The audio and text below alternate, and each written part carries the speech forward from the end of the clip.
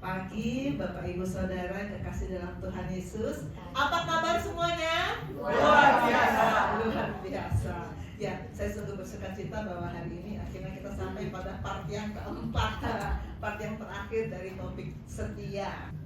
Topik setia ini pertama kali saya sampaikan tanggal 21 September, part yang pertama. Part yang kedua tanggal 12 Oktober, part yang ketiga tanggal 19 Oktober, dan sekarang kita masuk pada part yang keempat, hari ini tanggal 2 November. Baik, sebelum kita masuk dalam part yang keempat ini, saya mau undang Nova. Nova ini Ketua Rohani IPD 63. Beberapa minggu yang lalu di ibadah Bina Rohani Kristen Rumah Sakit Koja, Nova ini menyampaikan kesaksian, dan saya bilang saya mau kesaksian ini disampaikan juga di ibadah di jemaat kita, karena dari kesaksian ini saya selalu diberkati dan saya memuji Tuhan. Nova bertemu Tuhan dan dia memutuskan untuk setia. Oke, silakan. Shalom semuanya. Shalom. Kurang semangat. Shalom semuanya. Shalom.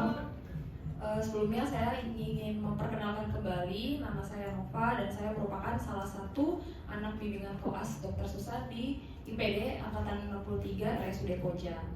Jadi hari ini saya ingin membagikan kesaksian saya. Jadi saya Nova umurnya 22 tahun, tapi selama 22 tahun itu lucunya saya membaca firman itu tidak konsisten. Benar-benar cuman ya sudah hari Minggu saja atau hari-hari tertentu saja, sangat-sangat tidak konsisten. Nah, karena hal itu selama 22 tahun itu harusnya ya mungkin di dewasa rohani harusnya sudah banyak yang saya pahami dong. Tapi ternyata di usia segitu, usia yang sudah lumayan tua, saya belum banyak paham, dan di situ saya merasakan sangat kekosongan dan hampa menjalani hidup itu seperti kayak ya sudah saya hidup sebagai dalam kehidupan bios saja begitu. Nah, sampai di tahap dimana saya kuliah, saya bertemu dengan teman baik saya, disebut terus ya, dia namanya Ella. Hari pertama saya di Jakarta dia langsung ke kos saya, jadi kita memang berteman since day one. Kami berteman lama, kemudian saya mencoba bercerita dan membagikan keresahan saya ke Ella. Tapi karena memang kami ternyata sama-sama bayi rohani, masih bayi rohani pada saat itu, jadi istilahnya buta tutur buta, tidak menemukan jawaban apa-apa. Nah, di preklinik masa perkuliahan itu banyak sekali kayak dengar-dengar nanti kalau masuk IPD Koja banyak loh kegiatan rohaninya gitu. Terus saya dan Ella kembali kayak berdiskusi, kayaknya semoga ya kita nanti dapat IPD Koja gitu, harus bareng gitu. Tapi untuk pembagian stase di kelas kan tidak bisa kita request, jadi benar-benar tergantung pembagian dari pihak kampus. Nah, ternyata saya percaya ini memang jalan Tuhan untuk mengubah hidup saya dan juga teman saya Ella. Kami ternyata masuk ke IPD Koja, stase IPD Koja, tapi lebih dulu Ella. Di situ saya kayak, Tuhan kenapa ya Ella masuk ke IPD Koja tapi saya tidak, dan perhitungan stase pada saat itu kalau misalnya saya minor ke mayor berarti saya minor ke minor saya nggak dapat IPD Koja. Tapi ternyata karena saya sering berkomunikasi dengan Ella doain dong biar bisa dapat situ gitu. Ternyata puji Tuhannya setelah stase keluar saya dapat IPD Koja. Jadi setelah batch-nya Ella saya masuk, dan di situ saya langsung bilang ke Ella saya mau jadi ketua rohani gitu. Oh iya, nanti coba aja bilang ke ketua kelompoknya gitu. Terus ada ketua kelompok kita, Kak Asli, bilang di grup, teman-teman siapa di sini yang mau jadi ketua rohani gitu. Terus saya langsung bilang, saya Kak, alasannya apa? Yaudahlah Kak, pokoknya saya mau gitu. Jangan halangi perjalanan saya lagi Kak gitu. Terus tiba-tiba waktu itu Dr. Susan langsung menghubungi saya, pokoknya bisa datang atau tidak hari Minggu gitu. Nah, sering berjalannya waktu, hari Senin kami mendapat bagian orientasi dulu dari pagi hingga siang harinya. kemudian di malam harinya karena saya ketua, di situ kami mendapatkan pemuritan, dan karena saya ketua saya dapat jadwal yang pertama kali bersama Dr. Susan. Awalnya saya malu dan saya ragu untuk memberitahukan ke Dr. Susan 22 tahun tidak konsisten membaca firman gitu. Tapi entah kenapa karena dalam pikiran saya Nova, ini Dr. Susan sebagai perpanjangan Tuhan untuk mengubah hidup kamu, jadi hilangkan rasa ragu atau malu kamu untuk menyampaikan keresahanmu. Jadi pada saat itu saya langsung jujur ke Dr. Susan, dokter, saya sangat tidak konsisten membaca firman. Maka dari itu saya merasa selalu kurang, padahal Tuhan setiap harinya itu selalu baik kepada saya. Tapi apa yang bisa saya berikan untuk Tuhan gitu. Terus saya pikir waktu itu saya akan langsung kayak dijudge atau bagaimana, tapi ternyata tidak. Dr. Susan dengan baik hatinya membimbing saya, terus memberitahukan saya di pemuritan yang pertama itu. Dan perlu perlu kita ketahui bersama, Dr. Susan ini dia subspesialis dan saya itu masih koas, jauh sekali. Banyak orang yang mungkin mau berada di posisi saya pada saat itu, tapi tidak semua orang tuh bisa, dan saya bersyukur akan hal itu. Terus sampai di tahap saya bercerita kepada Dr. Susan bilang, Nova, kalau misalnya Tuhan Yesus datang mengetuk hatimu, apakah Nova mau membukakan hati Nova gitu? Mau dong, mau sekali. Nah, kalau misalnya Nova sudah buka pintu hati Nova dan Tuhan Yesus masuk, apa yang Nova berikan untuk Tuhan Yesus? Dalam pikiran saya yang waktu itu belum lahir baru, saya pikir, ya saya kasih yang sangat mewah, yang sangat bagus untuk Tuhan. Itu pikiran yang masih dalam kehidupan bio saya begitu. Tapi saya tidak ucapkan karena saya juga takut waktu itu, takut salah. Nah, waktu itu saya bingung, kira-kira apa dok? Dan Dr. Susan bilang, Nova, persembahan yang bisa kamu jamu untuk Tuhan itu hanya satu, hanyalah firman. Nah, dari situ saya langsung berpikir, oh iya ya, selama ini saya tidak pernah konsisten dalam membaca firman. Bagaimana caranya saya terhubung terus dengan Tuhan kalau misalnya firman itu tidak pernah saya baca setiap harinya begitu. Nah, tidak berhenti di pemuritan saja, saya dan teman-teman juga diajak oleh Dr. Susan untuk mengikuti banyak sekali kegiatan yang semakin membawa kami mendekatkan diri kami dengan Tuhan, yaitu melalui permodulan, kemudian komsel, dan juga pemuritan di Cabe 3 kemarin. Hingga sampai di tahap ini tuh banyak sekali hal baru yang benar-benar mengubah hidup saya, dan tentunya secara khusus di sini saya mengucapkan terima kasih untuk spesial untuk Dr. Susan, untuk Pastor Joseph, Pastor Jerry, Pastor Rio, Pastor Felix, dan keluarga di Geshen ini yang sudah mau menemani proses saya. Mungkin ini proses yang masih sangat panjang dan saya masih terus banyak belajar dalam proses ini. Tapi terima kasih sudah membantu saya dalam proses ini, dan semoga kedepannya saya akan terus setia dan selalu terhubung dengan Tuhan. Semoga kesaksian ini memberkati. Soli Deo Gloria. Beri kemuliaan Tuhan. Ya, kalimat terakhirnya saya suka, saya mau terus setia. Setia itu akan dibuktikan dengan waktu ya. Kita akan terus bersama-sama bertumbuh di dalam kasih karunia. Saya akan melanjutkan. Kita sekarang masuk pada setia part yang keempat, Be Faithful part keempat, dan ini adalah nats pembimbing kita. Seperti biasa saya ajak kita mari berdiri, kita perkatakan firman ini, kita hormati firman, kita perkatakan dengan suara keras agar sorga mendengar, alam roh mendengar. Wahyu 3 ayat 8b, 1, 2, 3. Aku tahu bahwa kekuatanmu tidak seberapa, namun engkau menuruti firmanku dan engkau tidak menyangkal namaku. Amin. Silakan duduk saudara-saudara. Ini nats utama kita, dan seperti biasa mempelajari satu teks kita harus belajar konteksnya. Kita akan membaca partnya di Wahyu 3 ayat 7 sampai 13, dan kita akan baca bersaut-sautan. Saya akan baca part yang ganjil, Bapak Ibu Saudara baca part yang genap. Saya mulai dari ayat 7. Dan tuliskanlah kepada malaikat jemaat di Philadelphia, inilah firman dari yang kudus, yang benar, yang memegang kunci Daud. Apabila ia membuka, tidak ada yang dapat menutup. Apabila ia menutup, tidak ada yang dapat membuka. Aku tahu segala pekerjaanmu, lihatlah, aku telah membuka pintu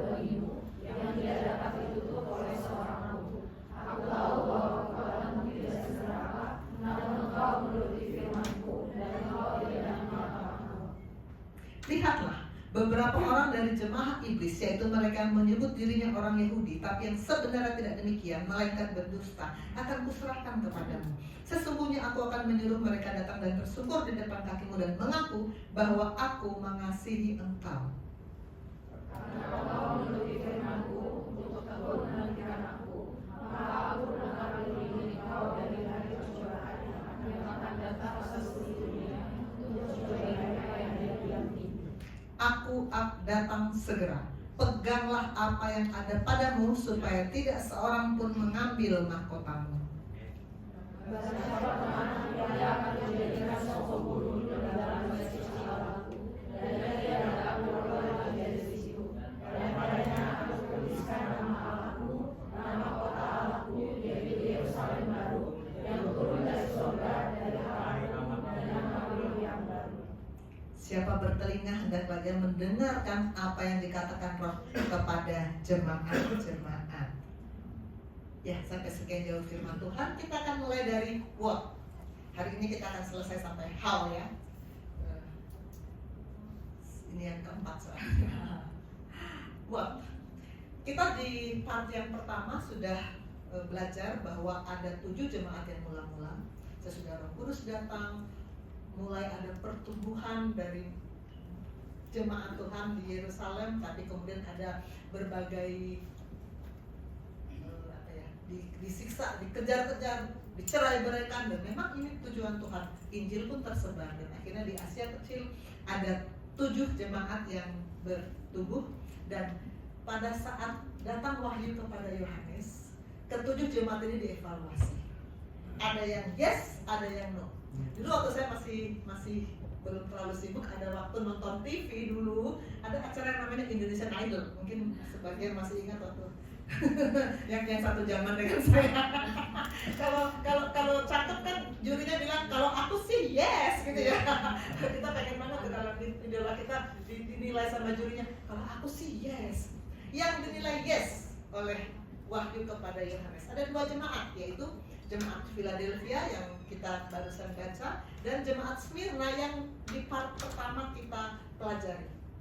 Sedangkan yang no ada 5 jemaat. Jemaat Efesus, jemaat Pergamus, jemaat Tiatira, jemaat Sardis, dan jemaat Laodikia. Kira-kira kalau kita dinilai, Gesim dinilai masuk yes atau no? Harus yes lah ya. Kita belajar bersama bagaimana dari kita yes seperti Philadelphia dan Smyrna. Dan kita sekarang belajar surat kepada jemaat yang di Philadelphia, karena Philadelphia digelari Faithful Church. Kita sedang bicara tentang be faithful, dan tentang Philadelphia digelari Faithful Church. Kenapa? Apa yang membuat Allah menilai Philadelphia sebagai gereja yang setia? Ini saya copy dari pendapat pakar di AI. Jemaat Philadelphia dipuji Tuhan karena kesetiaan, ketaatan pada firman, dan ketekunan meskipun jumlahnya sedikit dan kekuatannya terbatas. Waktu saya renungkan ini, saya bilang ini persis Gesim loh. Kita sedikit, udah sedikit kita diutus-utus lagi ya. Diutus ke Bali, sebagian dari kita ada di Bali, diutus ke Faroe Island, sebagian dari kita sudah berapa orang ke Faroe Island. Sebelumnya sudah ada di Masohi, sudah ada di Ambon. Kita sedikit.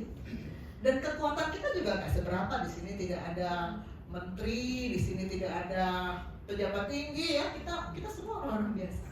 Tapi jemaat Philadelphia dalam kondisi jumlah yang sedikit dan kekuatan tidak seberapa dipuji oleh Tuhan karena setia, taat, dan tekun. Alasan kenapa jemaat Philadelphia dipuji, pertama, mereka setia, menuruti dan memegang teguh firman. Setia. Kedua, mereka taat dan jujur, hidup dalam ketaatan dan tidak ragu-ragu dan tidak pernah menyangkal nama Yesus. Mereka taat yang terus-menerus adalah setia. Dan ketiga, mereka tekun. Meskipun kekuatan terbatas, mereka tetap tekun. 3 sifat yang dimiliki oleh jemaat Philadelphia yang mari sama-sama kita bangun di Gesim ini: setia, taat, dan tekun. Dan yang keempat, Philadelphia tidak dikritik. Kalau kita baca surat kepada 7 jemaat, yang 5 yang no itu dikritik macam-macam. Philadelphia dan Smyrna itu dipuji. Kita ingin jemaat kita GSIM ini, Tuhan, pada saat dievaluasi oleh Tuhan, kita juga dikatakan jemaat yang setia, yang taat, yang tekun, dan kita tidak tercela oleh Tuhan. Pastikan hidup kita di mata Tuhan yang selalu setiap saat bisa mengevaluasi. Ingat di Nas Pemimpin part yang ketiga, berbagilah hamba yang saat Tuhannya datang sedang melakukan tugasnya, tidak pakai cuti, nggak pakai rehat, terus melakukan apa yang Tuhan suruh. Kita akan dipuji sebagai jemaat yang setia. Amin. Kita mulai pada ayat yang ke-7. Dan tuliskan kepada malaikat jemaat di Philadelphia. Kita sudah belajar kemarin di part pertama yang dimaksud malaikat itu bukan surat ini ditujukan pada malaikat, berarti bukan untuk kita, bukan ya. Malaikat jemaat adalah pemimpin jemaat itu. Inilah firman dari yang kudus, yang benar. Yang kudus, yang benar, yang memegang kunci Daud hanya satu. Yang maha kudus, yang maha benar, yang memang dikatakan anak Daud karena turunan Daud hanya satu. Apabila yang memegang kunci Daud, apabila ia membuka tidak ada yang dapat menutup, apabila ia menutup tidak ada yang dapat membuka. Yesus mengatakan, akulah jalan, kebenaran, dan hidup. Dan di tahun 2024 saya menyampaikan sharing tentang Jesus is the way, Jesus is the truth, dan Jesus is the life dalam 3 sesi berturut-turut. Kita sama-sama sudah mengaminkan perkataan Kristus, aku jalan, kebenaran, dan hidup. Tidak ada seorang pun yang sampai kepada Bapa kalau tidak melalui aku. Karena dia memegang kunci. Dia memegang kunci.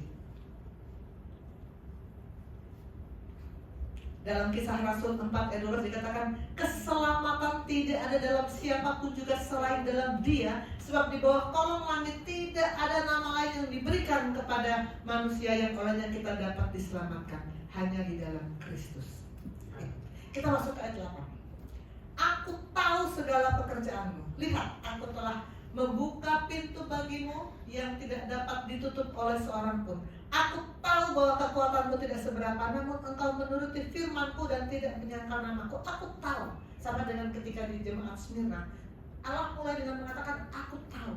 Dia tahu pekerjaan kita, dia tahu kekuatan kita tidak seberapa, tapi dia katakan, aku telah membuka pintu bagimu yang tidak dapat ditutup oleh seorang pun. Kita lihat bagaimana pekerjaan Tuhan di GSIM ini kan. Masohi, Ambon dibuka, siapa yang bisa tutup? Bertumbuh terus. Bali, tadinya tidak pernah terpikir untuk buka di Bali, tapi Tuhan buka dan bertumbuh terus. Faroe Island, Bapak Rohani sedang di sana, bertumbuh terus. Apa yang Tuhan sudah buka tidak bisa ditutup oleh siapapun.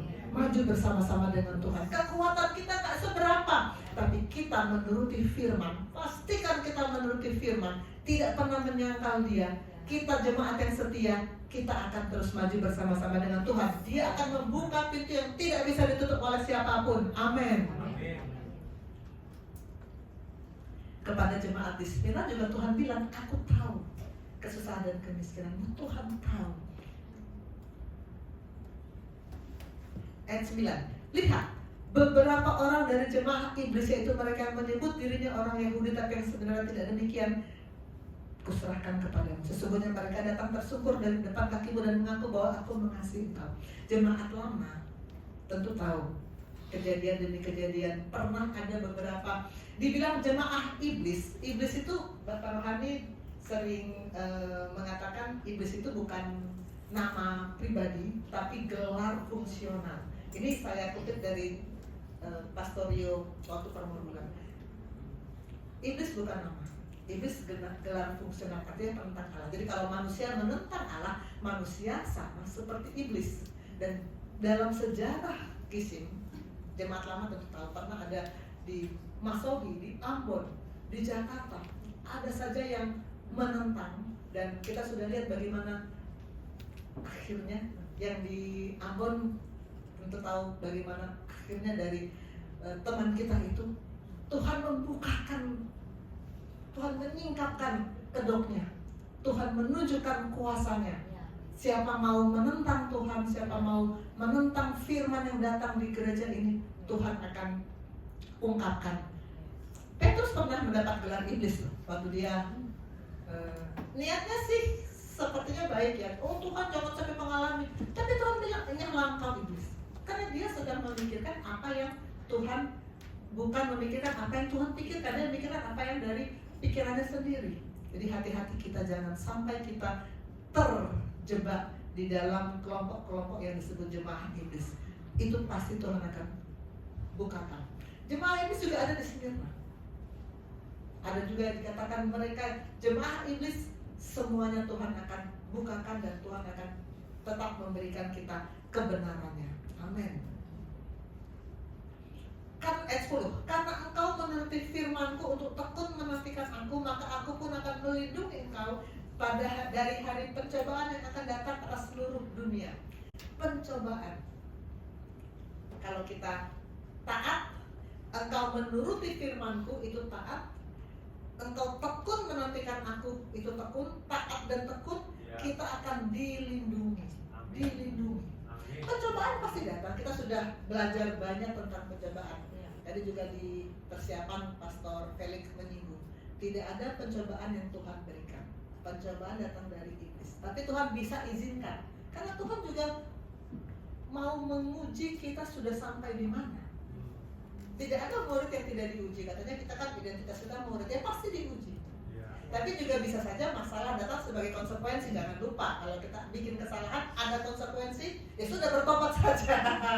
Tapi kalau terjadi datang masalah, datang pencobaan, kita akan dapat perlindungan. Tuhan menjadikan perlindungan. Di tahun 2023 saya pernah bicara tentang This is my protector. Ketika itu saya menayangkan gambar ini. Hujan deras, kita di bawah pergola. Selama kita di bawah pergola, kita nggak akan tersentuh oleh hujan itu. Tapi kalau kita keluar, pergolanya tetap ada, tetap berfungsi. Kita yang keluar, kita pasti akan langsung dihajar, kuyup oleh pergola itu. Supaya kita dapat perlindungan, ini kesimpulan dari sharing saya yang tahun 2023. Kita harus memiliki tudung rohani tertanam di gereja Tuhan. Pastikan tudung rohani itu kita miliki kalau kita tertanam. Dan kita selalu diam di bawah tudung. Jangan lari-lari, jangan cari masalah, jangan meninggalkan tudung. Kita harus sadar dan melekat pada pokok anggur. Ini kesimpulan dalam sharingnya tentang This is my protector. Ayat 11. Aku datang segera. Peganglah apa yang ada padamu supaya tidak seorang pun mengambil mahkotamu. Coba lihat masing-masing pegang apa? Kebanyakan sih pegang HP ya. Peganglah apa yang ada padamu, maksudnya bukan HP ya. Apa yang ada pada kita, apa yang disuruh, tetap pegang firman. Firman. Kenapa? Karena ada yang selalu berusaha mengambil firman dari kita. Tadi itu juga disinggung di doa persiapan. Ada yang berjalan keliling sama seperti singa yang mengaum-ngaum mencari orang yang bisa ditelan. Iblis selalu berusaha mengambil firman dari kita. Selalu firman yang datang tiap pagi saat kita mau memulai hari dengan firman langsung diambil oleh iblis. Firman datang tiap hari Minggu ketika kita datang ke gereja langsung diambil oleh iblis. Di masa lalu sebelum kita direposisi di sini, kita coba ingat-ingat begitu dengan firman, pulangnya lupa kan tadi ngomong apa pendeta lupa. Selalu firman itu mau diambil oleh iblis. Firman hari ini berkata kepada kita, pegang apa yang ada padamu. Firman yang kita dapat setiap hari Minggu, setiap komsel, setiap pembicaraan dengan hamba Tuhan, pegang. Dan itu akan membuat kita setia. Amin. Ayat 12. Barang siapa menang, ia akan kujadikan soko guru dalam bait suci Allahku, dan ia tidak akan keluar lagi dari situ. Dan padanya akan kutuliskan nama Allahku, nama kota Allahku, yaitu Yerusalem baru yang turun dari surga dari Allahku, dan namaku yang baru. Barang siapa menang. Berarti kalau menang mesti ada pertempuran dong ya. Orang kan gak bisa tiba-tiba langsung menang aja ya. Harus ada pertempuran terlebih dahulu sebelumnya. Dan kalau kita menang, maka kita akan dijadikan soko guru. Saya lihat di sini yang dimaksud dengan soko guru, soko guru secara harfiah itu kan tiang penopang.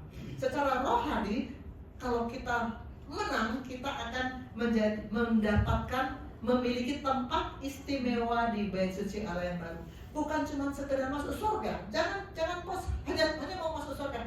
Kita kita mau dapat mahkota kehidupan.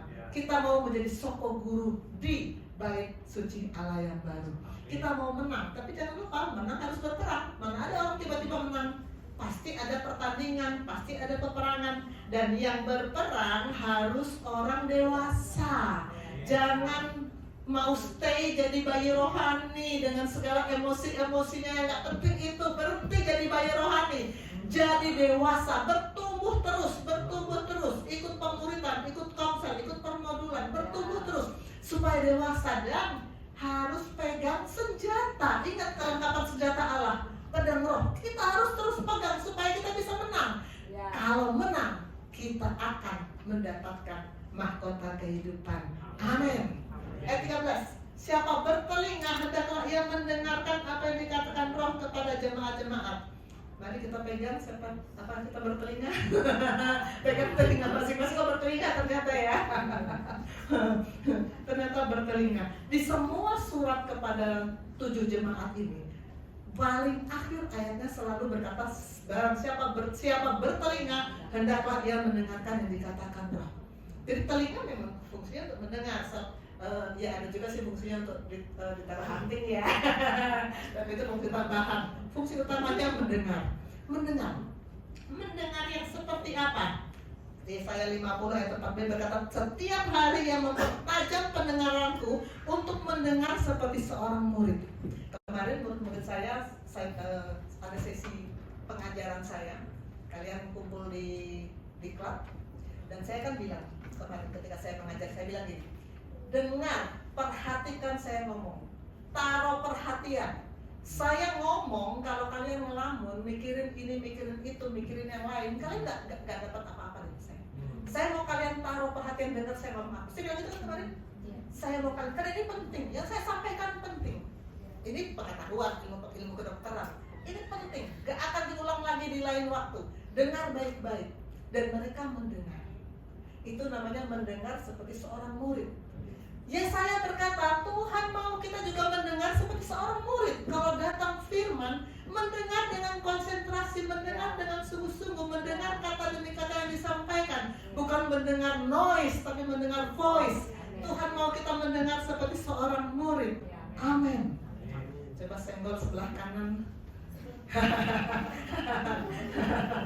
Sudah mendengar seperti seorang murid belum? Oke. Sekarang kita masuk pada why. Tadi kita what, sekarang kita masuk pada why. Why? Mengapa saya setia? Pertama-tama, mengapa saya setia, dan nanti kita akan masuk pada mengapa sih ada orang-orang yang tidak setia. Sekarang mengapa setia dulu. Mengapa setia ini sebetulnya kan minggu lalu sudah. Minggu lalunya lagi sudah, minggu lalu sudah, tapi ya, 2 sesi berturut-turut setia 2 dan setia 3 kita bicara mengapa saya setia. Dan kemarin ada satu tambahan yang saya bilang, saya mau dengar dari murid saya yang di sini, kenapa setia ke rumah Tuhan ini. Ella, saya persilahkan maju. Ella mau menceritakan kenapa dia sudah bukan doa saya lagi, tapi dia masih tetap datang. Kenapa? Kan kita pengen tahu kenapa setia. Oke, saya stop share supaya Ella masuk titik. Jangan ketutup sama kembang. Kesini atau kesini? Ya, sini. Shalom semuanya. Oke, jadi pagi ini nggak usah kenalan ya, dan tadi udah disebut-sebut terus. Ya, jadi saya izin sharing tentang 2 minggu lalu kenapa Dipanya masih ke Geshim. Ya, jadi memang sebelum di Geshim mungkin saya sedikit kenalan dulu. Memang saya beribadah di salah satu gereja di Jakarta Barat. Ya, seperti orang Kristen pada umumnya, setiap minggu datang ke gereja terus buat ringkasan yang memang untuk diri sendiri. Tapi biasanya keluar dari pintu gereja saya udah lupa apapun yang diomongin di sana. Titik komanya pun saya udah lupa. Akhirnya masuk IPD Koja, kenal sama Geshim di sini. Sama Geshim 1 minggu pertama, 2 minggu pertama masih denial, masih mikirnya Geshim nih ke semua gereja itu sama aja. Maksudnya belum ada yang menyentuh hati saya lah, maksudnya sama aja kayak gereja yang lainnya. Masih denial, minggu ketiga juga masih denial. Tapi kok minggu ketiga ini ada apa ya, ada suara, ada teguran gitu, bilang kayak jangan terlalu kerasin hatinya, coba lembutin aja, kayaknya ada sesuatu di Geshim gitu. Tapi waktu itu belum tahu sesuatunya itu apa. Terus minggu ketiga juga saya akhirnya sadar kok khotbah dari 1 minggu lalu tuh saya masih ingat ya, sampai udah 3 minggu sampai titik komanya saya masih ingat gitu. Kadang saya denialnya apa karena saya buat ringkasan karena mau komsel, apa karena komselnya diulang-ulang lagi, jadi kayak ini bener nggak ya gitu. Ternyata ya memang ini jalan Tuhan. Saya bisa kenal sama Geshim. Kemudian berjalannya waktu di PD Koja, saya juga sempat bertamasya ke Cabe 3. Jadi Cabe 3 tuh saya banyak belajar dari papi, dari mami, banyak sekali yang diajarkan sama saya. Untuk kenal orang baru tuh awalnya ada perasaan takut, ada perasaan kayak aduh ini harus nginep di sana, ketemu orang baru, malu-malu gitu. Tapi ada Kak Gio di sana, kayak malu, tapi ternyata wah asik juga di sana. Kalau itu libur lagi 3 hari, jadi lumayan lah di sana, sekalian belajar banyak, sekalian dapat keluarga baru juga. Waktu di PD juga oma saya sempat meninggal, ternyata Tuhan pakai Geshim jadi perpanjangan tangan Tuhan untuk bisa peluk saya waktu saya lagi keadaannya kurang baik-baik saja. Waktu itu sama Pastor Feris dengan Agio. Oke, jadi dari 1 minggu, 2 minggu ini saya renungkan kenapa alasan saya bisa datang ke Geshim. Sebenarnya saya tidak ketemu alasannya kenapa. Tapi waktu hari Kamis, waktu hari Rabu minggu lalu, 1 hari sebelum komsel, ada muncul 1 ayat baru, yaitu Mazmur 92 ayat yang ke 13. Mereka yang ditanam di bait Tuhan akan bertunas di pelataran Allah kita. Jadi ya saya rasa kenapa saya datang ke Geshim, karena Geshim ini tempat saya bertumbuh, tempat saya bertunas, tempat saya bisa mengerti kalau misalnya firman Tuhan itu bukan hanya dongeng yang turun-temurun diajarin sama kita, tapi firman Tuhan tuh kalau kita buka hati kita itu pasti bisa bertumbuh. Jadi Geshim, saya mengucapkan terima kasih banyak kepada Dr. Susan karena sudah mengenalkan saya dengan Geshim. Saya terima kasih banyak untuk semua jemaat Geshim karena sudah menjadi keluarga untuk saya, sudah menjadi rumah untuk saya, karena di sini saya sebagai rantau, saya tidak punya rumah. Jadi terima kasih kepada Geshim sudah jadi rumah, sudah jadi tempat saya bertumbuh. Terima kasih kepada Geshim sudah jadi gereja yang menjadi seteru iblis, seperti yang sudah Pastor Jerry khotbahkan minggu lalu. Intinya Geshim keren. Puji Tuhan, beri kemuliaan untuk Tuhan. Silakan duduk. Ella menceritakan ini juga kemarin di Komsel dan saya puji Tuhan. Saya sendiri jadi ingat waktu saya pertama kali datang ke Geshim ini. Kenapa saya bisa tahu Geshim ini? Sebetulnya dari mungkin yang jemaat lama kali ya. Saya tuh diajak Manisma. Sayangnya sekarang Lisma sudah tidak di sini. Tapi sesudah sekali saya ketemu firman di Geshim, sama dengan Ella katakan, saya bertumbuh di sini. Saya tidak akan meninggalkan rumah Tuhan ini selama firman terus mengalir di sini. Amin. Dan saya harap ini juga menjadi tekad kita untuk setia. Kita kecil, kita nggak seberapa, tapi kita setia. Seperti Tuhan puji seperti jemaat di Philadelphia. Amin. Kita lanjut. Tadi why yang pertama, mengapa setia? Wah, yang kedua, kenapa nggak setia? Orang yang ditanya setia, yang dipermasalahkan setia atau enggak, itu tentu saja orang yang sudah masuk dalam definisi orang percaya. Tentu saja orang yang sudah masuk dalam penyelarasan roh, masuk dalam pembenaran minimal tahap pertama. Nama lainnya lahir baru. Karena orang yang nggak lahir, yang belum lahir baru tentu saja nggak mungkin diharapkan untuk setia. Tapi orang yang sudah lahir baru, yang sudah masuk dalam penyelarasan tahap pertama, pembenaran tahap pertama, bahkan mungkin sudah mulai pembenaran tahap kedua, bisa saja kemudian tidak setia. Bisa saja. Kenapa? Kenapa bisa tidak setia? Pertama, bisa saja kita dalam perjalanan kita ikut Tuhan, kita bisa kehilangan kesadaran akan identitas kita. Bisa saja. Di sharing sebelumnya saya sudah keluarkan ini slide-nya Bapak Rohani yang diajarkan pada kitab di tahun 2022 yang jemaat lama pasti juga ikut ini. Dikatakan bahwa kita punya 3 identitas, yaitu pertama kita sebagai anak, kita lahir baru, ketika kita lahir baru kita menjadi anak. Kedua kita sebagai murid, kita diajar, dilatih, didisiplin dalam posisi sebagai murid. Anak yang baru lahir itu nggak bisa nggak bisa bikin apa-apa kan, cuma nangis, merengek, nyusahin. Tapi itu kan nggak lama. Semua orang tua mentolerir anaknya ketika masih bayi. Tapi berharap kan nanti akan besar, lalu bisa menolong diri sendiri, lalu bisa menolong orang tua. Tuhan juga begitu. Waktu kita masih bayi rohani, Bapak rohani mengatakan Allah mentolerir kondisi kita ketika bayi rohani, tapi harus bertumbuh. Sesudah bertumbuh, kita diajar, dilatih, didisiplin sebagai murid. Dan kita juga hamba. Hamba itu harus berfungsi. Nggak ada hamba yang menemuin rumah tuanya tanpa ada fungsi apa-apa, cuma biar rame. Nggak ada. Hamba pasti ada fungsinya. Dan ketiga identitas ini berjalan bersama-sama. Kita nggak bisa bilang, saya sekarang mau anak aja selama 10 tahun. Saya mau selama 10 tahun manja-manja aja sama Tuhan, sama Bapak saya, manja-manja aja. Nggak mau saya ditegur, didisiplin, nggak mau. Nggak bisa. Saya juga nggak bisa bilang, oke deh saya murid 5 tahun, nanti saya sudah 5 tahun. 5 tahun kan sekolah rata-rata orang sarjana 5 tahun, baru saya bekerja berfungsi. Nggak bisa. Harus sama-sama berjalan sebagai anak, sebagai murid, sebagai hamba, sama-sama berjalan. Itu identitas kita. Nah, pada suatu saat orang bisa lupa dengan identitasnya. Ini pola tertua dari serangan iblis sejak di Taman Eden. Di Taman Eden, kenapa Hawa bisa jatuh? Dia lupa identitasnya. Dia lupa kalau dia anak, murid, dan hamba. Iblis bilang begini di Kejadian 3 ayat 5. Tapi Allah mengetahui kok pada waktu kamu memakan buah itu matamu akan terbuka dan kamu akan menjadi seperti Allah. Hawa bilang, wow, siapa yang gak ingin menjadi seperti Allah? Aku pengen seperti Allah. Aku lihat buah itu makin menarik. Katanya buah itu kelihatan menarik dan sedap kelihatannya, dan dia ambil, dia makan.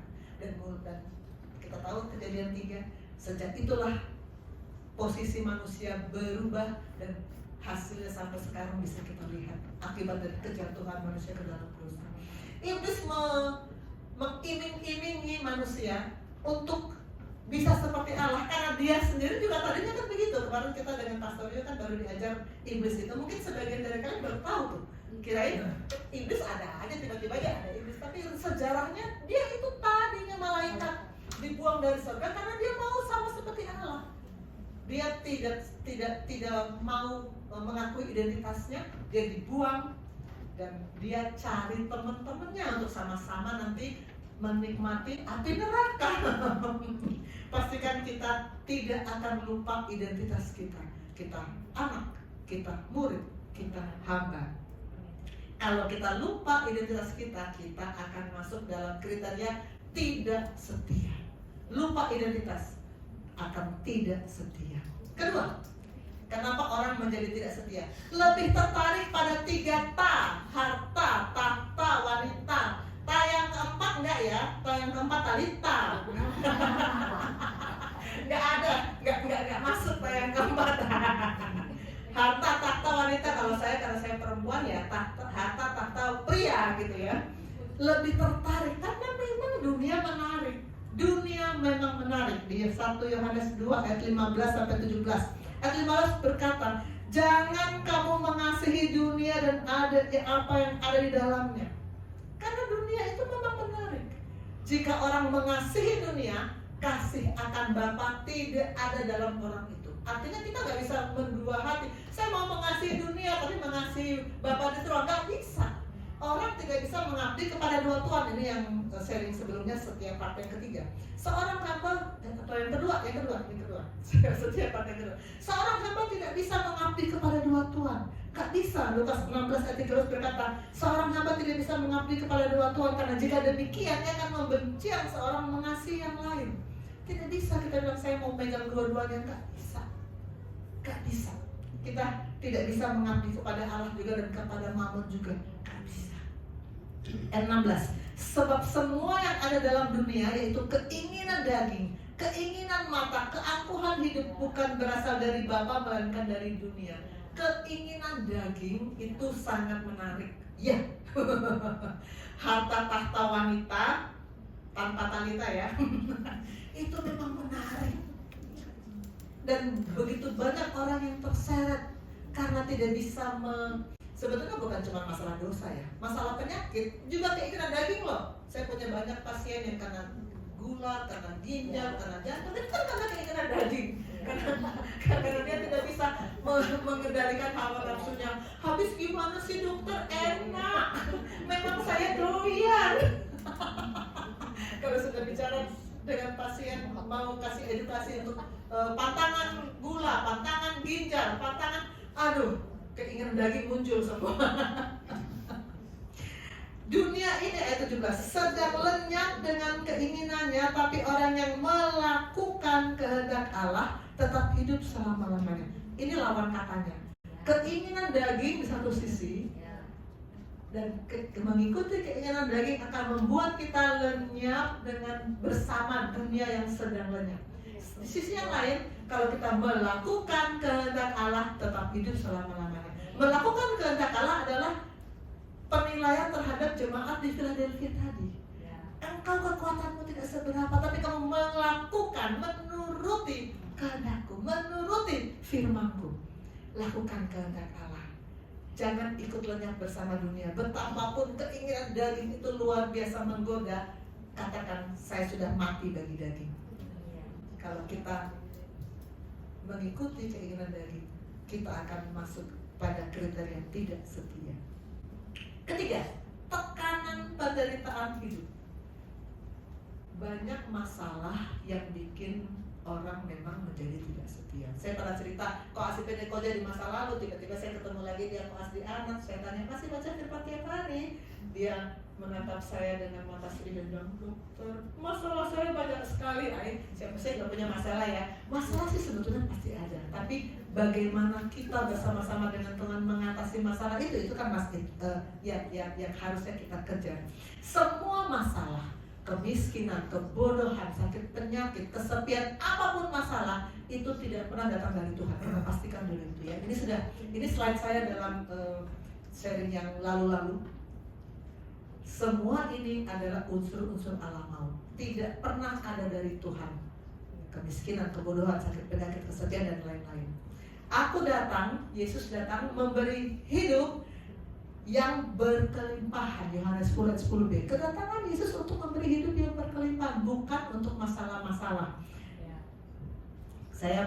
Supaya jangan kita dikuasai oleh masalah. Masalah boleh ada, tapi jangan sampai kita dikuasai oleh masalah itu. Kita harus hidup dalam Kristus. Inilah sharing saya yang sebelum ini, seri sebelum setia adalah hidup dalam Kristus. 3 kali berturut-turut kita sama-sama belajar terus bagaimana hidup dalam Kristus. Dan salah satu ayat yang saya tayangkan ketika itu Matius 11 ayat 29-30 berkata, pikulah kuk yang kupasang, belajarlah daripadaku. Dan ayat 30 berkata, kuk yang kupasang itu enak, bebanku pun ringan. Kalau kita bersama-sama dengan Tuhan, kita akan merasakan masalah itu ringan, karena kita bersama-sama dengan Tuhan.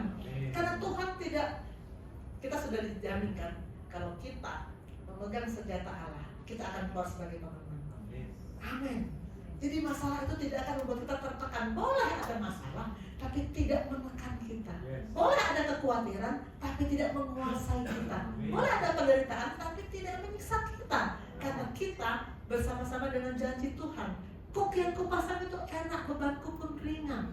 Tekanan penderitaan itu datang dari mana? Dari iblis, dari dunia, dari keinginan daging yang belum kita matikan. 3 sumber: iblis, dunia, daging. Karena itu kita harus mati terhadap dosa, mati terhadap dunia, dan mati terhadap diri sendiri. 3D. Dosa, dunia, diri sendiri. Harus mati. Tentang bagaimana kita mati dan kita bangkit bersama Kristus juga sudah saya bahas dalam sharing-sharing sebelumnya, mati dan bangkit bersama Kristus. Mati, kita harus mematikan dulu 3D ini, baru kita bisa tidak dikuasai oleh tekanan penderitaan. Ayub berkata dalam ayat 1 ayat 21-22, dengan telanjang aku keluar dari kandungan ibuku, dengan telanjang juga aku kembali ke dalamnya. Tuhan yang memberi, Tuhan yang mengambil, terpujilah nama Tuhan. Jadi Ayub katakan ketika istrinya ngejek-ngejek dia, kenapa sih masih tetap ikut Tuhan? Kenapa tetap setia? Padahal sedang menderita, kok tetap setia? Istrinya bilang gitu. Ayub bilang, Tuhan yang mengambil, Tuhan yang memberi, Tuhan yang mengambil. Terpujilah nama Tuhan. Kenapa dia bisa bilang begitu? Karena dia sudah mematikan 3D. Mati terhadap dosa, mati terhadap dunia, mati terhadap diri sendiri. Dia tahu identitasnya. Hamba tidak punya hak, jangan lupa itu. Dalam sharing setiap part yang ketiga, hamba tidak punya hak. Jadi kita bilang saja, ini memang dari Tuhan, Tuhan yang memberi, Tuhan yang mengambil. Terpujilah nama Tuhan. Kalau kita di dalam Dia, masalah boleh ada, tapi tidak akan menekan kita. Tapi kalau kita tidak di dalam Dia, kita akan menjadi jemaat yang tidak setia dan kita akan meninggalkan Tuhan. Tekanan penderitaan hidup bisa membuat orang menjadi tidak setia. Ada 3 hal yang bisa membuat orang tidak setia. Pertama, lupa identitas. Kedua, apa tadi yang kedua? Lebih tertarik pada talita,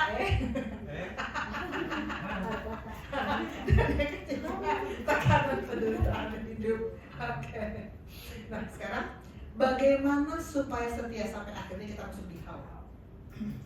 How ini sebetulnya ada 7 poin di setiap part ketiga, tapi tambah satunya dari komsel kemarin. Dapat penjelasan dari Bapak Rohani. Dua komsel berturut-turut Bapak Rohani datang ya, gabung dengan komsel kita, seneng ya. Poin pertama, kasih tidak membeku. Kedua, percaya kepada Tuhan. Ketiga, ada dalam persekutuan. Keempat, kasih kepada lain yang baru muncul dari komsel kemarin. Kelima, siap berkurban. Keenam, saling menghargai. Ketujuh, jujur. Dan kedelapan, memegang janji. Yang 5, 6, 7, 8 sudah kita bahas di setiap part yang ketiga. Jadi sekarang saya akan membahas yang 1, 2, 3, 4. Yang 4 ini yang baru muncul, yang tadinya nggak ada. Kasih tidak membeku. Matius 24 ayat 12, boleh Koas pegang mic? Boleh baca Matius 24 ayat 12. Matius 24 ayat 12. Dan karena makin bertambahnya kedurhakaan, maka kasih kebanyakan orang akan menjadi dingin. Ya, ini khotbah pengajaran Yesus tentang akhir zaman. Di akhir zaman, kedurhakaan makin bertambah, kasih menjadi dingin. Dan ini terasa sekali sekarang. Sekarang kita sudah ada di ujung-ujung akhir zaman kan, injury time kata Bapak Rohani kan. Maka kasih kebanyakan orang menjadi dingin. Contoh yang sangat baik untuk kasih yang menjadi dingin ini adalah jemaat di Efesus. Kita belajar 7 jemaat ya. Kita sudah belajar Smyrna dan Philadelphia. Dan salah satu yang pertama disebut di 7 jemaat itu Efesus. Efesus itu digelari Loveless Church. Loveless Church. Kenapa? Tadinya Efesus itu jemaat yang luar biasa. Jemaat yang paling berhasil saat mereka berjalan dalam kasih yang mula-mula.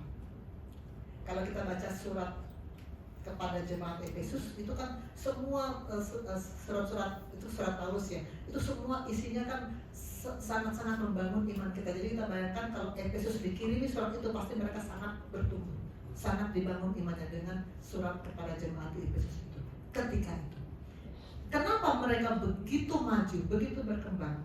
Karena di Kisah Rasul 19 ayat 10. Coba baca, Ella. Kisah Para Rasul 19 ayat yang ke-10. Hal ini dilakukannya 2 tahun lamanya, sehingga semua penduduk Asia mendengar firman Tuhan, baik orang Yahudi maupun orang Yunani. Nya itu siapa? Hal ini dilakukannya, siapa nya itu? Tebak-tebak berhadiah. Nya itu adalah Rasul Paulus. Jadi ini pelayanan Paulus. Paulus melakukan selama 2 tahun. Apa yang dia lakukan? Kalau kita baca di sebelum Kisah Rasul 19 ayat 10 itu, tiap hari ia berbicara di ruang kuliah Tiranus. Selama 2 tahun Paulus di Efesus tiap hari bicara di ruang kuliah. Saya selama pendidikan kalian, tiap hari kah saya bicara di ruang kuliah, ruang privat? Enggak sih. Sehari-hari kita dari lorong ke lorong ya, kita sambil diskusi. Tapi yang satu kelas itu paling tiap Sabtu. Enggak tiap hari, ini tiap hari. Dan saya dengan kalian hanya 10 minggu. Ini 2 tahun. Bayangkan betapa intensifnya. Tiap hari Paulus mengajar mereka di ruang kuliah Tiranus selama 2 tahun. Maka Efesus menjadi jemaat yang sangat kuat. Semua penduduk Asia mendengar firman Tuhan, baik orang Yahudi maupun orang Yunani. Dan Efesus menjadi jemaat yang luar biasa, jemaat yang paling berhasil saat mereka berjalan dalam kasih yang mula-mula. Tapi di Wahyu 2 ayat 4, ini sesudah Efesus baru Smyrna yang kita baca di setiap part yang pertama. Namun demikian aku mencela engkau karena engkau telah meninggalkan kasihmu yang semula. Kemudian banyak masalah datang sampai mereka melupakan kasih yang semula dan mereka dicela oleh surat kepada Yohanes. Dan saya katakan ada 5 jemaat yang dicela, 2 yang yes. Efesus termasuk yang dicela karena meninggalkan kasih yang mula-mula.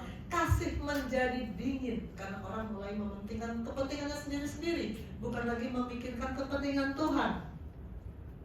Tuhan maunya apa? Hendaknya di Roma 12 ayat 11 ini dulu Bu Mary masih ingat, ini pernah kita nyanyikan bersama emak-emak emak-emak Gesin, kita pernah nyanyikan lagu ini. Bu Elsa juga ikut. Kita menyanyikan lagu biarlah rohmu menyala-nyala dan layanilah Tuhan. Ingat kan? Mau nyanyi lagi sekarang? Tuhan tidak mau kasih kita kendor, Tuhan tidak mau kasih kita padam, Tuhan tidak mau kasih kita menjadi dingin. Tuhan mau kita hendaklah, janganlah hendaknya kerajinanmu kendor, biarlah rohmu menyala-nyala dan layanilah Tuhan. Tuhan mau Gesim, jangan seperti Efesus yang menjadi dingin, tapi seperti yang dikatakan dalam Roma 12 ayat 11, menyala-nyala, terus menyala-nyala. Senggol sebelah kiri, menyala ya, menyala ya, menyala ya, menyala ya. Nyanyi lagi lagunya nanti. Layanilah Tuhan, jangan kendor, layani Tuhan. Pertama. Kedua, percaya kepada Tuhan. Silakan dibaca berikutnya. Mazmur 37. Mazmur 37 ayat 3, percayalah kepada Tuhan dan lakukanlah yang baik, diamlah di negeri dan berlakulah setia. Kalau kita percaya kepada Tuhan, kalau kita melakukan yang baik, maka kita akan masuk dalam kriteria berlaku setia. Percaya kepada Tuhan. How? Bagaimana supaya setia? Percaya kepada Tuhan. Percaya kepada Tuhan, ini sudah sering dibahas. Saya cuma mengingatkan lagi. Apalagi mungkin menurut saya ketika itu belum ada. Percaya kepada Tuhan beda dengan kriteria percaya yang dilakukan oleh setan ya. Yakobus bilang begini, Yakobus 2 ayat 19, baca. Yakobus 2 ayat 19, engkau percaya bahwa hanya ada satu Allah saja, itu baik, tetapi setan-setan pun juga percaya akan hal itu dan mereka gemetar. Kalau hanya percaya kepada Allah, setan juga percaya. Dan malah setan itu kalau dengar suara Allah gemetar. Manusia, banyak loh yang lebih bebal dari setan. Sudah tahu Allah bilang apa, tidak ada gemetarnya. Allah, nanti aja mas. Allah nanti. Sekarang ke urusan diri sendiri dulu. Setan pun sebetulnya percaya. Tapi bukan percaya seperti ini yang Tuhan inginkan. Percayalah kepada Tuhan, bukan percaya seperti setan percaya. Cuma percaya ada Allah, setan juga percaya. Tapi percaya seperti apa? Mungkin jemaat lama masih ingat ini. Ini adalah slide Bapak Rohani tentang berserah diri. Tentang berserah diri untuk menuju pada keintiman dengan Allah. Nomor 4 mengatakan mempercayakan seluruh hidup kepada Kristus. Mempercayakan, itu yang Allah mau. Ini ilustrasi sebetulnya sudah beberapa kali saya dan Pastor Rio ceritakan. Mempercayakan, kalau kita lihat seorang pemain sirkus dari satu gedung ke gedung yang lainnya ada tali, dia bisa nyeberang, kita akan bertepuk tangan, mengagumi. Lalu si pemain sirkus bilang ini, apakah Bapak Ibu percaya kalau saya bisa kembali ke gedung itu, naik sepeda yang sama, melewati tali yang sama sampai dengan selamat? Penonton berkata percaya. Lalu si pemain sirkus bilang apa? Siapa yang mau naik di pundak saya? Nggak ada yang mau. Orang percaya tapi tidak mempercayakan diri. Percaya kalau bahwa dia bisa sampai, tapi nggak ada yang mau percayakan diri. Lalu siapa? Yang Tuhan mau kita percayakan diri kepada Dia. Kalau kita naik di wahana, apapun di Dufan atau di mana lah gitu ya. Kalau sebelum wahana bergerak, kita kan dipasang ini itu pengaman. Begitu wahana bergerak, apa yang bisa kita lakukan? Kita nggak bisa bikin apa-apa lagi. Kita mempercayakan diri pada wahana itu kan. Dia mau putar kita kemana, kita nggak bisa bikin apa-apa. Itu namanya mempercayakan diri. Seperti itu kita mempercayakan diri kepada Tuhan. Jangan cuma satu wahana kita mempercayakan diri kepada Tuhan. Seperti itu. Kita tidak lagi, sebentar. Saya lihat dulu tabungan saya berapa. Enggak. Sebentar, saya lihat dulu planning saya sebetulnya apa. Enggak. Percayakan diri kepada Tuhan sepenuhnya. Tidak sama dengan sekedar percaya seperti iblis percaya. Amin. Ketiga, ada dalam persekutuan. Ya, selanjutnya. Ibrani 10 ayat 25, janganlah kita menjauhkan diri dari pertemuan-pertemuan ibadah kita seperti dibiasakan oleh beberapa orang, tetapi marilah kita saling menasihati. Dan semakin giat melakukannya menjelang hari Tuhan yang mendekat. Ternyata ada orang yang memang membiasakan untuk tidak rutin ikut ibadah. Ada, banyak. Beberapa waktu yang lalu saya dengan pelayanan ke pasien yang dia bilang, saya memang gak pernah ke gereja. Ingat? Iya ya sama kalian ya. Kita mengunjungi pasien, lalu ada anaknya di situ gak pernah ke gereja. Saya pikir, ampun ini orang, Bapak kenapa gak pernah ke gereja? Memang enggak. Menurut dia itu ya normal aja. Ya ampun, gak pernah ke gereja. Jadi ada orang-orang yang memang membiasakan diri untuk tidak rutin beribadah. Waktu saya masih belum tertanam di sini. Sebetulnya saya juga kalau sekali-sekali kita nggak beribadah karena ada kepentingan yang lain, itu saya anggap biasa. Saya anggap ya, memang saya ada perlu, saya anggap biasa.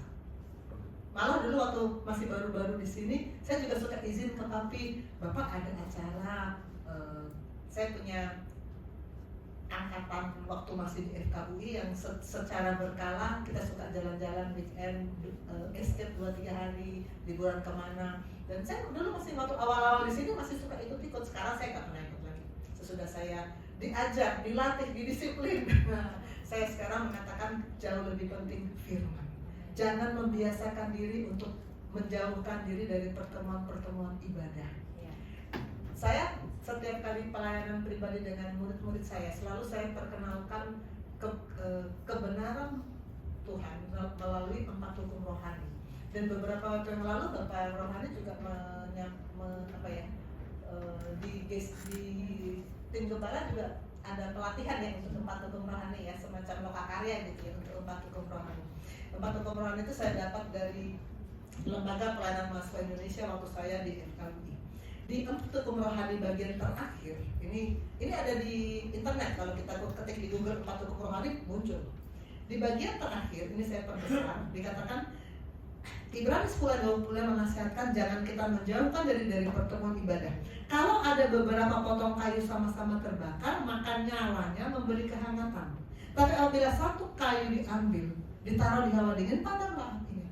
Kita bersama-sama akan hangat menyala-nyala. Maka kita bisa menyanyikan lagu itu. Lagu Mama. Kalau kita bersama-sama, puji-pujian dengan WL, dengan Pak, hangatnya beda dengan kalau kita sendirian menyanyi di kamar. Beda. Sangat-sangat penting untuk selalu memelihara persekutuan di dalam jemaat. Waktu saya masih di UI, ada persekutuan ekumena yang memang sebagian punya rohani yang dewasa, sehingga saya punya komunitas yang selalu menopang saya. Jadi saya hidup saya ketika itu lumayan baik. Tapi waktu saya sudah meninggalkan sekolah, saya mulai bekerja di rumah sakit yang sekarang saya bekerja. Awal-awalnya saya tidak ada komunitas. Memang ada di Kris yang seperti yang sekarang. Sejak dari saya masuk sudah ada. Tapi ketika itu seperti organisasi biasa. Organisasi biasa, kegiatan biasa. Dan waktu itu saya kan belum kenal Gesim, belum tahu firman yang sebenarnya. Sesudah saya masuk Gesim, tak lama kemudian saya Tuhan taruh sebagai ketua Bidroh Kris di Koja, baru pelan-pelan mulai saya ubah, baru kita rutin mengadakan pelayanan ke pasien, baru kita mengadakan berbagai kegiatan yang saya yakini ini yang Tuhan mau. Tapi awal-awalnya enggak. dan itu sangat mempengaruhi kehidupan roh saya, sangat mempengaruhi. Saya jadi suam-suam kuku, jadi jatuh bangun gak karu-karuan. Beda dengan sesudah saya masuk di gereja ini dan terus ditopang oleh satu persekutuan dengan jemaat di sini, membuat kita sama-sama menyala, sama-sama berkobar-kobar bagi Tuhan. Beda, jangan meninggalkan persekutuan dengan jemaat Tuhan. Keempat, tadi how yang pertama, apa tadi yang pertama? Kasih jangan membeku. Yang kedua, percaya kepada Allah. Yang ketiga, dan yang keempat, kasih kepada Allah. Ini yang saya katakan, ini yang baru disampaikan oleh Bapak Rohani dalam komsel kemarin. 1 Yohanes 5 ayat 3, siapa yang baca? 1 Yohanes 5 ayat 3, sebab inilah kasih kepada Allah, yaitu bahwa kita menuruti perintah-perintahnya itu tidak berat. Talita, saya panggil maju ke depan. Ini tadinya dari sharingnya Talita. Saya sering mengutip yang ayat 3b, perintah-perintahnya tidak berat. Saya sering mengutip itu karena seringkali kita kalau sharing, perintah Tuhan itu berat. Saya sanggup nggak ya? Saya mau katakan bahwa firman berkata perintah-perintahnya tidak berat. Yang bilang perintahnya berat itu siapa? Musuh. Si musuh itu. Supaya kita merasa nggak sanggup, berat loh ikut Tuhan. Enggak, perintahnya tidak berat. Tapi yang mau saya garis bawahi sekarang adalah yang bagian kasih kepada Allah. Inilah kasih kepada Allah kalau kita menuruti perintah-perintahnya. Talita dalam sharing komsel kemarin bicara tentang kasih. Karena dia mengasihi saya namanya, maka dia melakukan apa yang saya perintahkan kepada dia. Dan itu lalu menjadi ilustrasi kasih kepada Tuhan. Saya stop share supaya Talita masuk TV. Ya, silakan. Ya, di komsel beberapa minggu lalu saya sharingkan tentang firman Tuhan yang disampaikan oleh Mama. Terus sebenarnya ada satu inspirasi juga dari khotbah Mama mungkin dalam beberapa bulan bahkan tahun yang lalu gitu, tentang bagaimana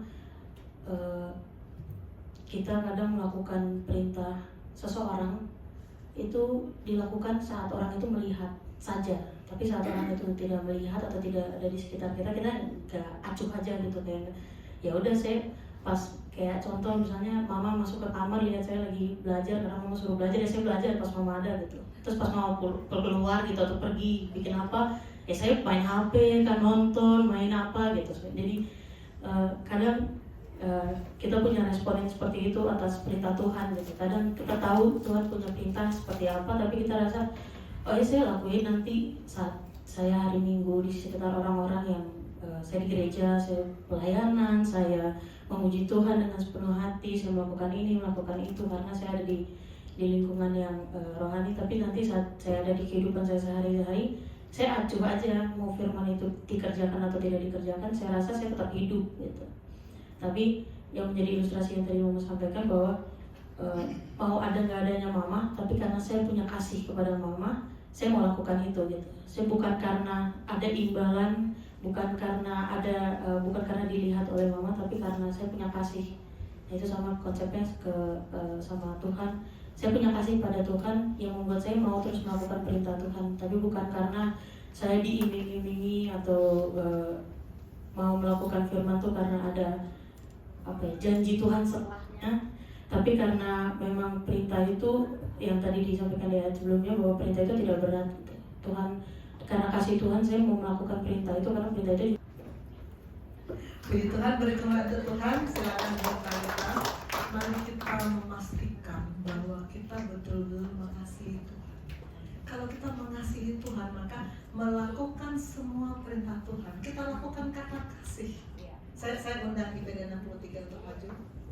Kita lakukan karena kasih, karena kita mengasihi Tuhan. Dan itu yang akan membuat kita setia. Kalau kita memang mengasihi Tuhan, bukan karena mau dilihat, bukan karena mau imbalan, memang kita mengasihi Tuhan, itu akan membuat kita setia. Kelima, siap berkorban, ini sudah 2 minggu lalu. Keenam, saling menghargai, ini juga sudah 2 minggu yang lalu. Ketujuh, jujur, juga sudah. Dan ke-8 juga 2 minggu lalu sudah. Jadi kita sudah membahas 8 poin how, bagaimana supaya setia. Dan saya dalam ibadah kemarin saya suka lagu Berada di Hadiratmu ini, dan kemarin kan dinyanyikan WL-nya kemarin saya.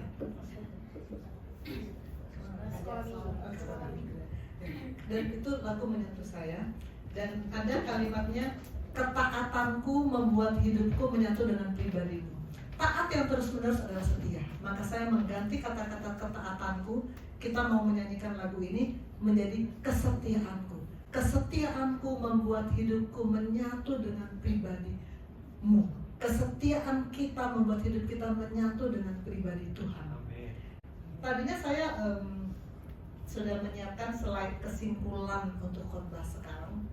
Ini khotbah ini, sharing ini berbeda. Tapi waktu saya ulang-ulang menyanyikan lagu ini, saya ubah kesimpulan saya. Saya ubah kesimpulan saya bahwa untuk mengakhiri sesi setia ini, saya mau katakan bahwa kalau kita setia, kita menyatu dengan pribadi Kristus. Kalau kita setia, kita menyatu dengan pekerjaan Kristus di bumi. Dan kalau kita setia, kita menyatu dengan Kristus selamanya di kekekalan. Amin. Persis 3 poin ini sebetulnya saya sampaikan di tahun 2023 dalam topik Jesus Our Destiny in Life. Persis seperti ini, dan ini muncul lagi dengan sangat kuat di roh saya bahwa kesetiaan ini akan membuat kita menyatu dengan Kristus. Maka saya ajak kita untuk sama-sama yang mau setia, yang mau menyatu dengan pribadi Kristus. Mari bangkit berdiri. Kita nyanyikan bersama-sama. Ada yang mari silakan.